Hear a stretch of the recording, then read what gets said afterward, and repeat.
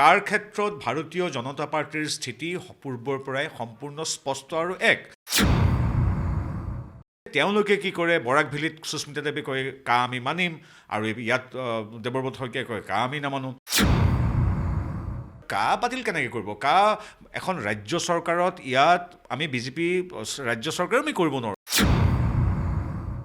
হীৰেণ গোহাঁইদেৱ এগৰাকী লিখক হিচাপে আমাৰ ক'বলগীয়া স্পৰ্ধা নাই, তেওঁৰ লিখাৰ বিষয়ে আমি একো নকওঁ, কিন্তু বাকীবিলাকতো মাদানীৰ লগত বহে, আজমলৰ লগত বহে, তেওঁ সাম্প্ৰদায়িক, তেওঁৰ কোনো ধৰণৰ কোনো স্থিতি নাই। তাৰমানে চাওক, অখিল গগৈ বা আমাৰ সন্মানীয় ডক্টৰ হীৰেণ গোহাঁইদেৱ আৰু লুৰিণজ্যোতি গগৈ এইবিলাক আমাৰ ৰাজনৈতিকভাৱে একেবাৰে প্ৰাসংগিক নহয়, আমাৰ বাবে প্ৰাসংগিক, আৰু আমাৰ প্ৰধান শত্ৰু, প্ৰধান প্ৰতিদ্বন্দ্বী হৈছে AIUDF। তেওঁলোকে যে এই যে পুলিং এজেণ্ট থাকে, যে লুৰিণজ্যোতি গগৈ নিজৰ সমষ্টিত পুলিং এজেণ্ট বিচাৰি নাপাব। নমস্কাৰ, মই মৃদুল লেখাৰু, আপোনালোকে চাই আছে ইছান নিউজ। আৰু নিৰ্বাচন যিহেতু সমাগত, এই সময়তে কেইটামান নিৰ্বাচন সম্পৰ্কীয় আমি কথা পাতিম।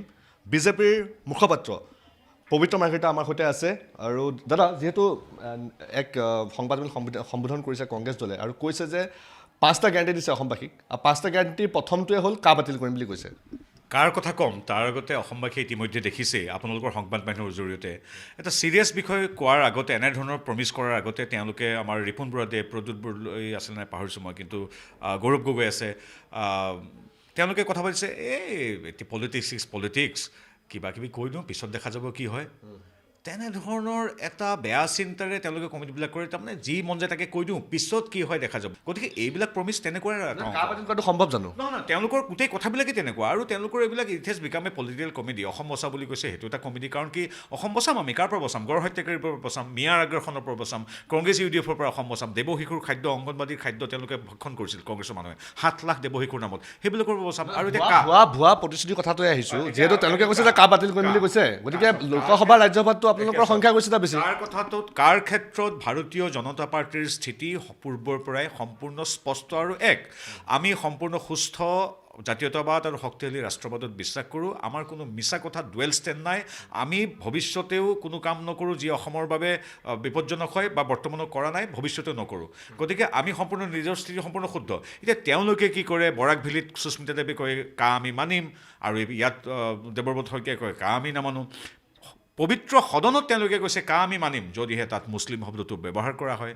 গতিকে তেওঁলোকৰ ষ্টেণ্ড, আৰু তেওঁলোকৰ তৰুণ গগৈদেৱ তথা কংগ্ৰেছে বাৰে বাৰে এফিডেভিট দিছে, কেবিনেটৰ সিদ্ধান্ত জনাই দিছে কেন্দ্ৰীয় চৰকাৰক যে কা আমি অসমত মানিম। আকৌ এতিয়া নিৰ্বাচনৰ সময়ত কৈছে কা আমি নামানো। গতিকে তেওঁলোক কালৈ কনফিউজড, আৰু তেওঁলোকে এটা কনফিউজন সৃষ্টি কৰিব বিচাৰিছে।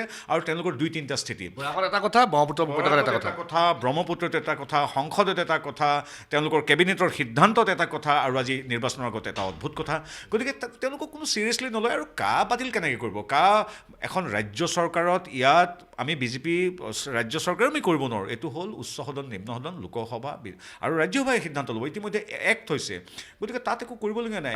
কাক লৈ পেলাই মিছা কথা কৈছে? এতিয়া কথাটো হ'ল, দাদা আনটা প্ৰসংগলৈ আহিছোঁ, যিহেতু ৰাজ্য দলৰ মুখ্য উপদেষ্টা পদৰ পৰা হীৰেণ গোহাঁই ছাৰে পদত্যাগ কৰিছে, আৰু অখিল গগৈ মুকলি পত্ৰৰ পিছতেই অখিল গগৈ যেতিয়া সাম্প্ৰদায়িক দল হিচাপে AIUDFক সমালোচনা কৰিলে, তাৰ পিছৰ পৰাই হীৰেণ গোহাঁই ছাৰে লগে লগে পদত্যাগ কৰিলে। কি ক'ব এই সম্পৰ্কত?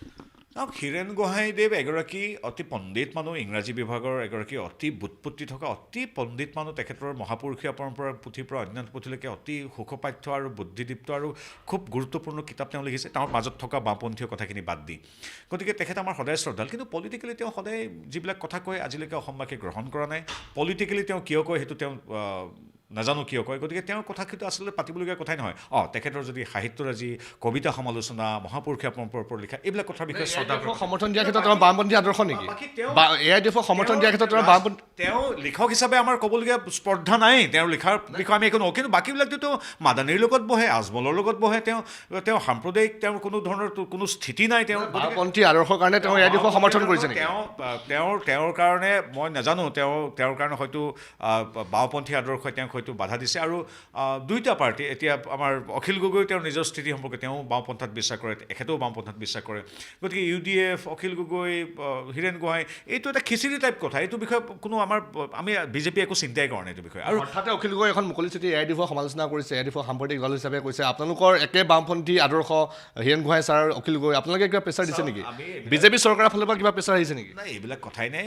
তাৰমানে চাওক, অখিল গগৈ বা আমাৰ সন্মানীয় ডক্টৰ হীৰেণ গোহাঁইদেৱ আৰু লুৰিণজ্যোতি গগৈ এইবিলাক আমাৰ ৰাজনৈতিকভাৱে একেবাৰে প্ৰাসংগিক নহয় আমাৰ বাবে প্ৰাসংগিক আৰু আমাৰ প্ৰধান শত্ৰু প্ৰধান প্ৰতিদ্বন্দ্বী হৈছে AIUDF আৰু AIUDFৰ পিছত থকা মৈমনছিঙীয়া নোৱাখলীয়া ৰংপুৰীয়া ঢাকায়া চিলেটীয়া মিয়াসকল গতিকে আমাৰ বেলেগ একো কথা নাই অখিল গগৈ বা লুৰিণ গগৈ কথা নাই অখিল গগৈটো এতিয়া তেওঁলোকৰ দলেৰ ৰেজিষ্ট্ৰেশ্যন নাই লুৰিণ গগৈটো নিজে জিকিবৰ কাৰণে কংগ্ৰেছৰ ওচৰত তেওঁ ইতিমধ্যে তেওঁ শৰণাপন্ন হৈছে গতিকে কংগ্ৰেছৰ এটাই কথা হ'ল যে অখিল গগৈদেৱ আৰু লুৰিণ গগৈদেৱৰ দ্বাৰা ক'ৰবাত কেনেবাকৈ দিবাস্বপ্ন দেখিছে ক'ৰবাত কেনেবাকৈ 800-1000 ভোট কাটিব পাৰে নেকি বিজেপিৰ কিন্তু এইটো দিবাস্বপ্ন হৈ ৰ'ব তেওঁলোকৰ কোনো নিজৰ এজেণ্ডাই নাই খালি অখিল গগৈ আৰু লুৰিণ গগৈ কোনোবা এটা সমষ্টিৰ পৰা জিকি আহিব লাগে আৰু যিমান পাৰি UDF আৰু কংগ্ৰেছক সহায় কৰিব লাগে তাৰ বাহিৰে তেওঁলোকৰ কোনো বেলেগ AJP আৰু ৰাইজৰ দলক আপোনালোকে প্ৰতিদ্বন্দ্বী হিচাপে ভাবিছে নে শক্তিশালী প্ৰতিদ্বন্দ্বী হিচাপে ভাবিছে চাওক তেওঁলোকে এতিয়া গামোচা পিন্ধোতে গৈছে আৰু টিভিত আমাক গালি পাৰোঁতে গৈছে সংগঠন লাগিব 28000 বুথত আমাৰ দল শক্তিশালী হৈ আছে বুথ কমিটি আছে তেওঁলোকে এই যে পুলিং এজেণ্ট থাকে যে লুৰিণজ্যোতি গগৈ নিজৰ সমষ্টিত পুলিং এজেণ্ট বিচাৰি নাপাব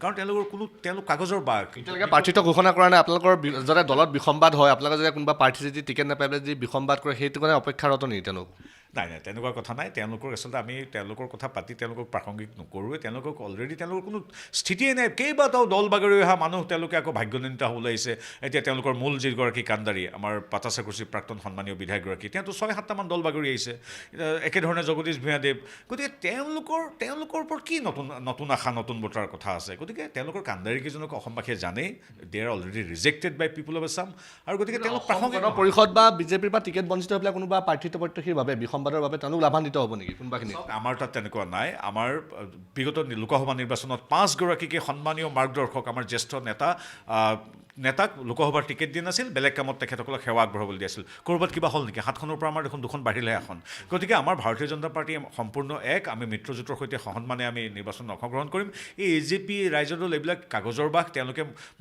মূলতঃ কংগ্ৰেছ আৰু UDFৰ স্পনচৰশ্বিপত তেওঁলোকে আগবাঢ়িছে তেওঁলোকে এতিয়া কাৰ্পেটৰ ওপৰত কংগ্ৰেছ আৰু UDF আছে কাৰ্পেটৰ তলত মিত্ৰত্বটো আছে ৰাইজৰ দল আৰু অসম জাতীয় পৰিষদ পুনৰবাৰ কৈছোঁ যে ৰাইজৰ দল আৰু Asom Jatiya Parishad they are totally sponsored and projected by Congress and AIUDF আৰু কংগ্ৰেছৰ কথা নকওঁৱে তেওঁলোকেতো এইটো মিয়াৰ দ্বাৰা গঠিত মূলতঃ মিয়াৰ দ্বাৰা গঠিত দল মৈমনছিঙীয়া নোৱাখলীয়া ৰংপুৰীয়া মিয়াৰ দ্বাৰা গঠিত দল AIUDF যি অসমৰ মানে বিৰুদ্ধাচৰণ কৰি জন্ম হৈছিল IMDT আইন বাতিল হোৱাৰ সময়ত জন্ম হৈছিল যিটো দলৰ প্ৰাক্তন বা বৰ্তমানৰ সদস্যই কলাক্ষেত্ৰক মিয়া মিউজিয়াম কৰিম বুলি কয় আমাৰ খিলঞ্জীয়া ভূমিপুত্ৰক ম্যাদী পট্টা দিলে তেওঁলোকে আমাৰ বিধানসভাত মাটিত বাগৰি দিয়ে গতিকে তেনেধৰণৰ দল এটাৰ ওচৰত যেতিয়া কংগ্ৰেছে নতজানু হ'ল আমাৰ ক'বলগীয়া একো নাই মূল প্ৰতিদ্বন্দ্বী এবাৰ ভাৰতীয় জনতা পাৰ্টীৰ কিন্তু স্বীকাৰ কৰিব লাগিব মই AIUDF এইটো অনস্বীকাৰ্য কংগ্ৰেছ নহয় কংগ্ৰেছটো চবত তেওঁলোকৰ নাই টিৱাই ইলেকশ্যনত 35টাৰ ভিতৰত তেওঁলোকে সেইদিনাখন হৈ গৈছে এটা পাইছে আৰু সেইজনো আমাৰ দলত জইন কৰিছে গতিকে কংগ্ৰেছটো অপ্ৰাসংগিক সমাজতো আপুনি কিন্তু কৈছে কিন্তু যে প্ৰধান বিৰোধী দল আপোনালোকৰ AIUDF প্ৰধান বিৰোধী দল আৰু আমাৰ এটা কথা চাওক আমি কিন্তু এটা কথা নিৰ্বাচন আমি খেলিম মূলতঃ বিকাশৰ ৰাজনীতিলৈ এই যে আমি 26,000 কিলোমিটাৰ পকী পথ কৰিলোঁ 1000খন কাঠৰ দলং পকা কৰি পেলালোঁ আমি 59 লাখ ৰাইজক আমি যাক প্ৰয়োজন অন্ন যোগান ধৰিছোঁ আমি চাউলেৰে আমি 52 লাখ ছাত্ৰ ছাত্ৰী পঢ়া শুনা ঠিক কৰিছোঁ 8,81,833 প্ৰধানমন্ত্ৰী আৱাস যোজনাৰ ঘৰ আমি নিৰ্মাণ কৰিছোঁ প্ৰায় 1.5 লক্ষাধিক দিব্যাংগক আমি পাৰিতোষিক দিছোঁ 18 লাখতকৈ অধিক পৰিয়ালৰ আমি দিব্যাংগ বা অকলশৰীয়া এমাতৃক আমি ভগ্নীক আমি অৰুণোদয় আঁচনিত সামৰি লৈছোঁ আমি 8খন মেডিকেল কলেজ এইমছকে ধৰি 9খনক আমি নিৰ্মাণ কাৰ্য চলি আছে সম্পূৰ্ণ হোৱাৰ পথত এই 3খন দলং নিৰ্মাণ হৈ সম্পূৰ্ণ হ'ল 3খন এতিয়া হৈ আছে এই ইতিবাচক কথাবিলাক অসমৰ গড় হত্যা বন্ধ বনজ সম্পদ ৰক্ষা এইবিলাক ইতিবাচক প্ৰগতিৰ কথা লৈ আমি যাম কিন্তু নিৰ্বাচন জিকাৰ পিছতো আমি সমান্তৰালভাৱে এটা কথা কৈ যাম যে আমাৰ সভ্যতা আৰু সংস্কৃতি ৰক্ষা কৰিব লাগিব এইটো কৰিব পাৰিব অতি সুদৃঢ় এক ৰাষ্ট্ৰীয়তাবাদ আৰু অতি সুস্থ জাতীয়তাবাদত বিশ্বাসী ভাৰতীয় জনতা পাৰ্টীয়ে কৰিব পাৰিব আমি মিয়াৰ আগ্ৰাসনৰ পৰা আমাৰ সভ্যতাৰ যি ওপৰত যি আগ্ৰাসন আৰু আমাৰ যি মাটি ভেটি লৈ যোৱাৰ যি চক্ৰান্ত চলিছে কংগ্ৰেছে য'ত কেৱল ৰাজনৈতিক ভোটৰ লালসা তেওঁলোকে য'ত চাৰেণ্ডাৰ কৰি দিছে সেই UDF সেই মৈমনছিঙীয়া নোৱাখলীয়া ৰংপুৰীয়া ঢাকায়া মিয়াৰ পৰা আমি অসমখন বচাব লাগিব প্ৰগতিৰ লগতে সুৰক্ষা দুইটা সমান্তৰাল মন্ত্ৰৰে আমি এবাৰ নিৰ্বাচন খেলি আমি চৰকাৰ গঠন কৰিম আপুনি এটা ইতিসূচক মন্তব্যও কৰিছে যে আপুনি কৈছে যে প্ৰিয়ংকা গান্ধী কংগ্ৰেছৰ ষ্টাৰ কেম্পেইনাৰ প্ৰিয়ংকা গান্ধী আৰু ৰাহুল গান্ধী আহিলে আপোনালোক লাভান্বিত হ'ব হয় চাওক প্ৰিয়ংকা গান্ধী ৰাহুল গান্ধী আৰু ৰবাৰ্ট বাদ্ৰা যলৈকে যায় কংগ্ৰেছ তাতে নিশ্চিহ্ন হৈ যায় গতিকে আমি সিদিনাখন এতিয়া পাত তোলা ছিজন নহয় যদিও চাহপাত তোলাৰ ফটো এখন আমি দেখিলোঁ প্ৰিয়ংকা গান্ধীৰ এখন ইটছ এ নাইচ ফটোশ্বুট গতিকে তেনেধৰণে তেওঁলোক আহক ফটোশ্বুট কৰক আমাৰ টি টুৰিজিমক উৎসাহ যোগাওক তেওঁলোকো বিখ্যাত মানুহ মানুহ ভিয়েটনামৰ চাহ বাগানৰ ফটো দিছে, তেওঁলোকে ফটোশ্বুট কৰিছে আমাৰ শ্ৰমজীৱী মানুহৰ লগত। তেওঁলোকে ফটোশ্বুট কৰক, ইয়াত টুৰিষ্ট হিচাপে আহক, তেওঁলোকে পিকনিক খাওক, যাওক, কোনো আমাৰ ক'বলগীয়া একো নাই। আৰু তেওঁলোকৰ কোনো আমাৰ দুখীয়া মানুহ, আমাৰ শ্ৰমজীৱী কৃষিজীৱী মানুহৰ প্ৰতি তেওঁলোকৰ কোনো ধাৰণাই নাই। এইবিলাক সোণৰ চামুচ লৈ ডাঙৰ হোৱা মানুহ, গতিকে তেওঁলোকক লৈ একো কাম নাই।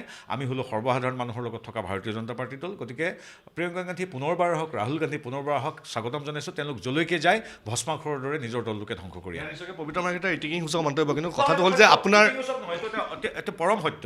কাৰণ কংগ্ৰেছ কিমান আছিল, তেওঁলোকৰ 400খন আসন পাইছিলগৈ, 40খনলৈ কেতিয়া অৱনমিত হ'ল। তেওঁলোক যেতিয়া লিডাৰশ্বিপ ল'লে ৰাহুল গান্ধী, প্ৰিয়ংকা গান্ধী, তাৰপিছত সেইটো বাস্তৱ সত্য। গতিকে আপোনাৰ সকলো বাদ দি পেলাই আপোনাৰ এটা ব্যক্তিগত কথালৈ আহিলোঁ। অসমবাসীয়ে জানিব বিচাৰে যে পবিত্ৰ মাৰ্ঘেৰিটাই এবাৰ উঠিছিলে নেকি, প্ৰাৰ্থিত্ব বিচাৰিছিলে নেকি, কোনটো সমষ্টিৰ পৰা আপুনি প্ৰাৰ্থিত্ব বিচাৰিছে? এতিয়ালৈকে প্ৰাৰ্থীৰ তালিকা ঘোষণা হোৱা নাই, আপুনি যেতিয়ালৈকে প্ৰতিবেদন বাতৰি ওলাই আছে। কিন্তু মোৰ নাম পেনেলত স্বতঃস্ফূৰ্তভাৱে, মোৰ মাৰ্ঘেৰিটা, মই বাসিন্দা, মোৰ মাৰ্ঘেৰিটা মানুহৰ মৰম কৰে, পেনেলত তেখেতসকলে মোৰ নামটো পঠিয়াই দিব পাৰে, ছাৰ্ভেত নামটো আহি পৰে। কিন্তু মই নিৰ্বাচনত অংশগ্ৰহণ কৰাৰ কোনো সম্ভাৱনা নাই, কাৰণ কি মোক দলে গোটেই নিৰ্বাচন পৰিচালনা সমিতি যিখন আছে, আমাৰ বাতৰি নহয়, ছাৰ্ভেত আপোনাৰ নাম আহিছে, নামটো আহিছে, এইটো ভাল পাই কাৰণে দিছে। কিন্তু মই গোটেই নিৰ্বাচন যিটো পৰিচালনা সমিতি, তাত মোক সহ আহ্বায়কৰ সেৱা আগবঢ়াবলৈ সন্মানীয় সভাপতি তথা ৰাষ্ট্ৰীয় নেতৃত্বই দিছে। নিৰ্বাচন পৰিচালনা সমিতিৰ অন্তৰ্গত যি 29খন সমিতি আছে, তাৰ আমাৰ আহ্বায়ক হ'ল সন্মানীয় ৰাষ্ট্ৰীয় সাধাৰণ সম্পাদক দিলীপ শইকীয়া। তেখেতক দিলীপ দাস, দীপ্ৰৰঞ্জন শৰ্মাৰ সৈতে ময়ো সহ আহ্বায়ক হিচাপে সেৱা আগবঢ়াইছোঁ। এইবাৰ আমি নিৰ্বাচনত অংশগ্ৰহণ পৰোক্ষভাৱে কৰিম, বিধায়ক হিচাপে নহয়। বিধায়ক জিকায়নত যিসকল আমাৰ 42 লাখ সদস্যই অংশগ্ৰহণ কৰিব, তাৰ মাজত মই এজন থাকিম। মই টিকেট বিচৰা নাই, মই নিৰ্বাচন খেলাৰ কোনো সম্ভাৱনা নাই। ভাৰতীয় জনতা পাৰ্টি ইমানেই আপুনি সেৱা আগবঢ়াই আহিছে, আপোনাৰ বাকপটু স্বভাৱৰ কাৰণেও আপুনি জনপ্ৰিয়। গতিকে আপোনাৰ এতিয়া ৰাজনৈতিক ভৱিষ্যত কেনেকুৱা, মানে আপুনি কি ভাবিছে কি মনত? ভাৰতীয় জনতা পাৰ্টিৰ সঁচা কাৰ্যকৰ্তাই নিজৰ ৰাজনৈতিক ভৱিষ্যতৰ কথা নাভাবে, দলে যি থিৰাং কৰে সেইটো মতে হৈ যায়। গতিকে মই নিজৰ কথা একো ভবা নাই, কাম কৰি যাওঁ, ফলাফল প্ৰকৃতিৰ ওপৰত। লাষ্টত আপোনাৰ বিজেপি এবাৰ চিট কিমান হ'ব আপোনাৰ অংকত? আমি ভাবোঁ মিত্ৰদলৰ সৈতে 100 আমি স্পৰ্শ কৰিম। কাৰণ কি আগতে সেইটো সম্ভাৱনা নাছিল, যদিও এতিয়া উজনি অসমত যি খিলঞ্জীয়া 2-এজন ভূমিপুত্ৰ যি আছে আমাৰ কংগ্ৰেছ দলত, তেওঁলোকে দেখিছে যে মিয়াৰ ওচৰত আঁঠু লৈ ল'লে কংগ্ৰেছে। গতিকে কংগ্ৰেছৰ যুৱ সমাজ, কংগ্ৰেছৰ যিসকল আমাৰ একেই, তেওঁলোক আমাৰ একেই, আমাৰ নিজৰ জ্ঞাতি। গতিকে অসমৰ যিসকল ভাৰতৰ যিসকল নাগৰিক, অসমৰ যিসকল নাগৰিক, অসমীয়া মানুহ যিবিলাক কংগ্ৰেছত আছিল, তেওঁলোকে কিন্তু এইবাৰ নিৰ্বাচনত ভাৰতীয় জনতা পাৰ্টিক ভোট দিব। এইকাৰণেই যে কংগ্ৰেছে ইতিমধ্যে মিয়াৰ ওচৰত আঁঠু ল'লে বুলি উজনি নামনি সমগ্ৰ ৰাজ্যৰ খিলঞ্জীয়া মানুহখিনিয়ে কিন্তু কংগ্ৰেছৰ সদস্য হ'লেও তেওঁলোকে কিন্তু আজমলৰ ওচৰত আঁঠু লোৱাটো ভাল পোৱা নাই। আৰু এইটো স্বাভাৱিক। কংগ্ৰেছৰ এতিয়া কোনোবা এটা যুৱ কংগ্ৰেছৰ কোনোবা এজন ল'ৰা, তেওঁলোক নীতিগতভাৱে মোৰ বিৰুদ্ধাচৰণৰ পৰা, কিন্তু তেওঁ একেই আমাৰ ভাতৃভগ্নী, তেওঁলোক আমাৰ আপোন মানুহ, একেই অসমীয়া সন্তান, একেই ভাৰতীয় সন্তান। গতিকে তেওঁলোকৰ এটা আৱেগ অনুভূতি, তেওঁলোকৰ বিবেক আছে। কিবা কাৰণে কংগ্ৰেছ কৰিছিল বেলেগ কথা, কিন্তু তেওঁলোকে সপোনতো ভবা নাছিল যে কংগ্ৰেছে গৈ এই ময়মনসিঙীয়া নোৱাখলীয়া মিয়াৰ ওচৰত আঁঠু ল'ব, UDFৰ ওচৰত আঁঠু ল'ব, মিয়াৰ ৰাজনীতি কৰিব বুলি তেওঁলোকে ভবা নাছিল হয়তো। আৰু সেই মানুহখিনি ইতিমধ্যে বহুতে জইন কৰিছে আমাৰ দলত। আৰু নিৰ্বাচনত এই মিয়াৰ ওপৰত ডিপেণ্ড কৰা কংগ্ৰেছৰ দল, যি মিয়াৰ নিৰ্দেশত চলিব, সেই দলক কেতিয়াও কংগ্ৰেছৰ সদস্যও যিহেতু ভোট নিদিয়ে, আমাৰ জয় আৰু মসৃণ আৰু অৱধাৰিত। পবিত্ৰ মাৰ্ঘেৰিটাই এটা গুৰুত্বপূৰ্ণ মন্তব্য কৰিছে যে তেওঁলোকৰ প্ৰধান বিৰোধী দল হ'ল AIUDF। আৰু লগতে তেওঁ আন এটা কথাও মন্তব্য কৰিছে যে তেওঁ বিজেপি আৰু মিত্ৰজোঁটৰ চৰকাৰ এবাৰ হ'বই আৰু হোৱাটো নিশ্চিত।